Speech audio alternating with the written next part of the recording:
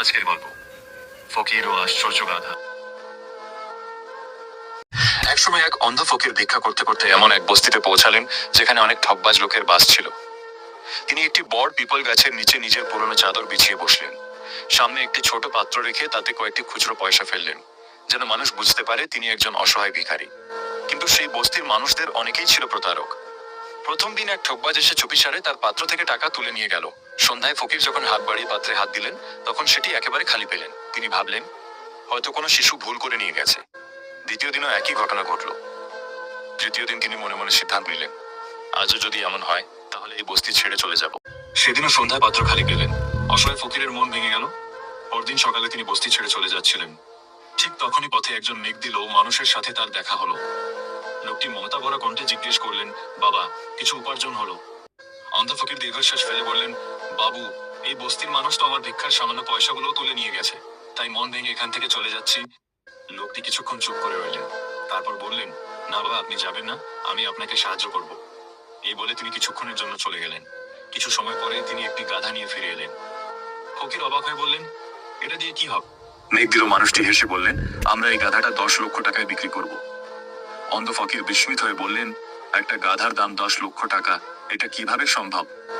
লোকটি শান্তভাবে বললেন, আপনি শুধু আমার সাথে থাকুন, আর যদি বিক্রি না হয় তাহলে আপনি তো এমনিতেই বস্তি ছেড়ে চলে যাচ্ছেন। অবশেষে ফকির রাজি হলেন। মেঘ দিল মানুষটি বস্তির ভেতরে গিয়ে জোরে জোরে বলতে লাগলেন, আমার কাছে এক বিশেষ গাধা আছে, যার মূল্য 10 লক্ষ টাকা। খবরটি মুহূর্তেই চারদিকে ছড়িয়ে পড়ল। লোকজন ভিড় করতে লাগলো। শেষ পর্যন্ত সেই খবর পৌঁছে গেল বাদশাহ আর উজিরের কাছেও। উজির অবাক হয়ে বাদশাহকে বললেন। বাদশাহ নিজেও কৌতূহলী হয়ে তার স্ত্রী ও উজিরকে নিয়ে বস্তিতে এসে উপস্থিত হলেন। তিনি জিজ্ঞেস করলেন, এই গাধার মধ্যে এমন কি আছে যার মূল্য 10 লক্ষ টাকা? মেঘ দিল মানুষটি বিনয়ের সাথে বললেন, হুজুর, এর বিশেষ গুণ অবশ্যই বলবো, তবে আগে আপনাকে এটি কিনতে হবে। বাদশাহ উজিরকে মূল্য পরিশোধ করতে বললেন। উজির 10 লক্ষ টাকা দিলেন, আর গাধাটি কিনে নেওয়া হলো। এরপর বাদশাহ বললেন, এবার বলো, এই গাধার বিশেষত্ব কি? অন্ধ ফকির ধীরে ধীরে বললেন, যে এই গাধার পিঠে বসবে সে পাঁচিলের ওপাশে কি আছে সব দেখতে পারে। বাদশাহ বিস্মিত হয়ে উজিরকে বললেন, তুমি গাধার পিঠে বসে দেখো তো ওই পাঁচিলের পেছনে কি আছে। উজির গাধার পিঠে বসলেন, কিন্তু তিনি কিছুই দেখতে পেলেন না। ঠিক তখনই অন্ধ ফকির বললেন, তবে একটি শর্ত আছে, এই শক্তি শুধু সেই মানুষই পাবে যার উপার্জন হালাল এবং যে সত্যবাদী। এ কথা শুনে উজির ভয় পেয়ে গেলেন। তিনি ভাবলেন, যদি বলি আমি কিছুই দেখতে পাচ্ছি না তাহলে সবাই আমাকে অসৎ মানুষ ভাববে। তাই তিনি তাড়াতাড়ি বললেন, জি হ্যাঁ, আমি সব পরিষ্কার দেখতে পাচ্ছি। এবার বাদশাহ নিজেই গাধার পিঠে উঠলেন, কিন্তু তিনিও কিছু দেখতে পেলেন না। তবুও সত্য কথা বলতে সাহস পেলেন না। তিনি বললেন, হ্যাঁ, আমিও সব দেখতে পাচ্ছি, সত্যি এটি অনেক মূল্যবান গাধা। এ কথা বলে তিনি খুশি হয়ে অন্ধ ফকিরকে আরো কিছু অর্থ দান করলেন।